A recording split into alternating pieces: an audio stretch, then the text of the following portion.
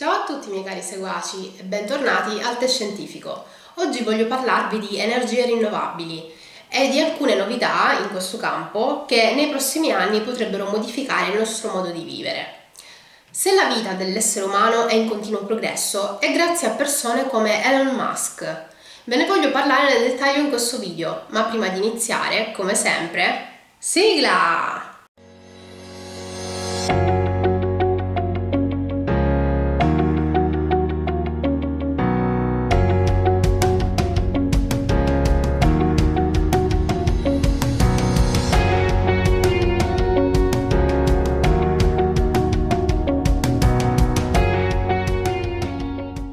Miei cari seguaci, le energie rinnovabili vengono così chiamate in quanto sono praticamente inesauribili, al contrario di quelle che invece sono le energie non rinnovabili, quali petrolio, carbone e via dicendo. Facciamo adesso degli esempi di quelle che sono le energie rinnovabili. L'energia eolica, ad esempio, le pale eoliche sfruttano l'energia cinetica del vento e convertono quell'energia in energia meccanica. Alla base di queste strutture si trovano poi dei generatori di elettricità che convertono quell'energia rotazionale in energia elettrica.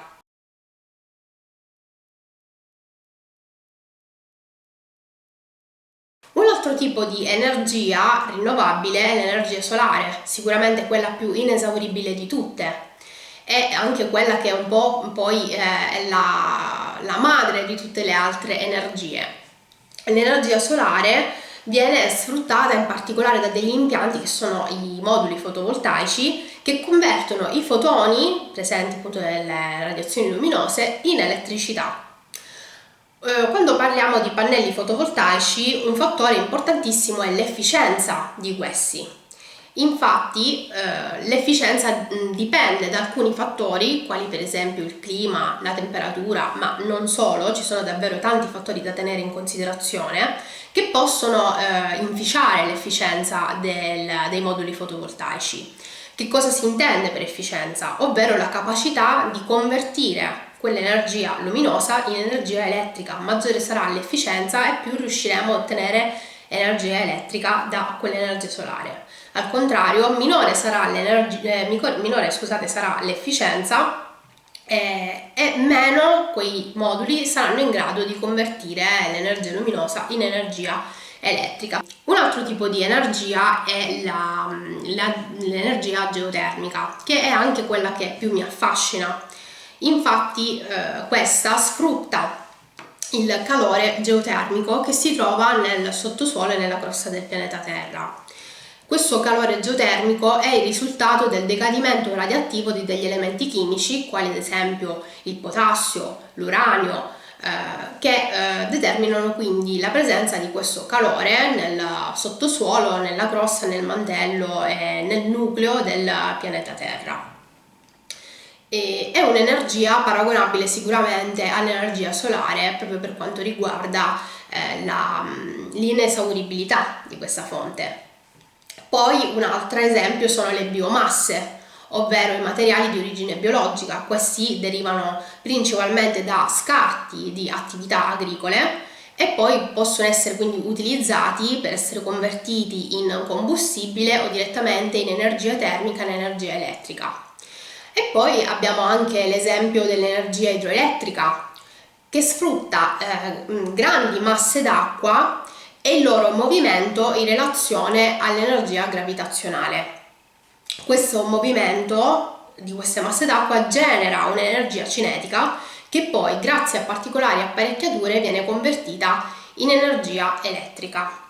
All'inizio del video vi parlai di Elon Musk. Per chi di voi non lo conoscesse, Elon Musk, insieme a Jeff Bezos o Bill Gates, è uno degli uomini più ricchi al mondo ed è conosciuto per essere il fondatore di numerose aziende, tra cui ad esempio quella di cui si sente tanto parlare negli ultimi tempi è la SpaceX. Ma oggi io non voglio parlarvi della SpaceX, ma piuttosto di un'altra azienda di cui lui è diventato il principale investitore nel 2004, ovvero Tesla. E grazie al suo investimento Oggi le macchine Tesla sono le macchine elettriche sicuramente migliori dal punto di vista sia del design che della funzionalità.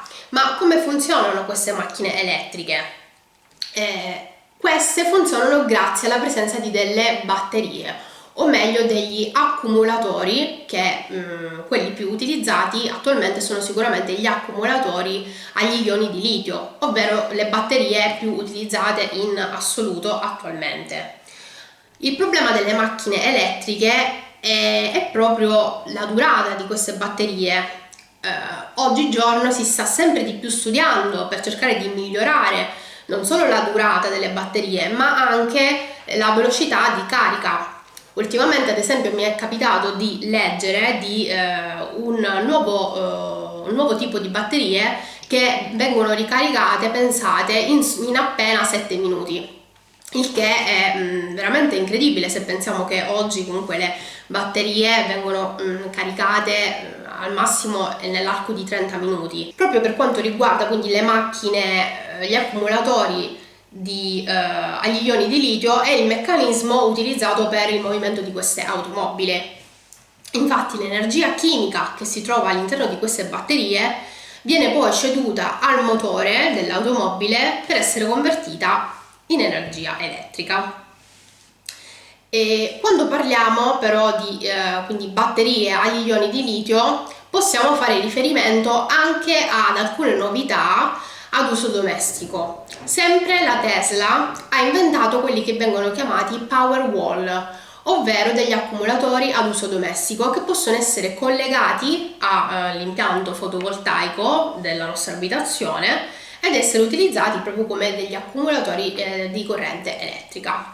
E se pensate a questo, veramente si tratta di un'innovazione, e più andremo avanti in questo settore e sicuramente più finalmente potremo abbandonare quelli che sono i metodi classici per ottenere la corrente elettrica in casa attraverso la rete elettrica. Tutt'oggi infatti è attualmente difficile abbandonare completamente la rete elettrica, proprio anche comunque per quel discorso che vi facevo all'inizio, ovvero l'efficienza di quelli che possono essere i pannelli fotovoltaici. E purtroppo caratteristiche come la temperatura e il clima dell'ambiente in cui comunque viviamo, della zona in cui viviamo, in cui abbiamo la nostra abitazione, non possono essere cambiati, e questo è un fattore da tenere in considerazione quando si vuole fare un investimento di questo tipo.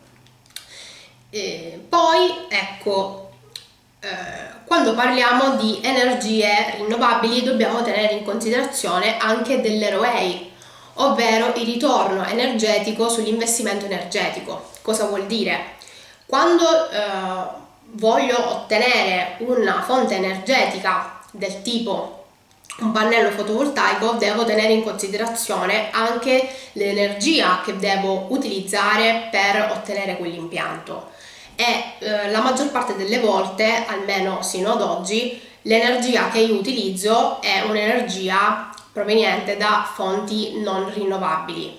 Quindi capite bene che solo quando riusciremo ad ottenere quelle fonti, quegli impianti da fonti di energia a basso impatto ambientale, potremmo parlare di energia green, ma sino ad allora parlare di energia green è un po' utopico. Io spero che questo argomento sia stato per voi interessante e che vi abbia stimolato anche a riflettere, a capire che è un mondo nuovo su cui si sta sempre di più investendo ed è un mondo che può essere sempre più migliorato, ma solo se si ha la voglia e solo se si hanno, ecco, le possibilità, chiaramente.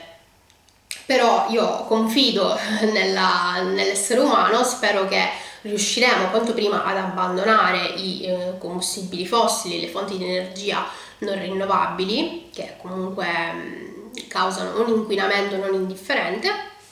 Detto questo, vi invito ad iscrivervi al canale, vi invito a commentare, a lasciare like e a seguirmi su Instagram. Ci vediamo al prossimo video. Ciao!